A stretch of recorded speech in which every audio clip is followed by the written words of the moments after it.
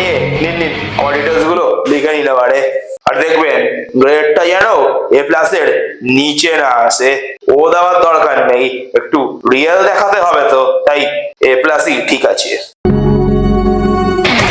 আচ্ছা তাহলে চলি এবার, আমায় আরো অনেক এক্সামে ভিজিটে যেতে হবে, ঠিক আছে? আর হ্যাঁ, আপনি কিন্তু যাওয়ার আগে ক্যান্টিন থেকে টিফিনটা করে যাবেন, আর টাকাটা আমার খাতায় লিখে রাখতে বলবেন, কেমন?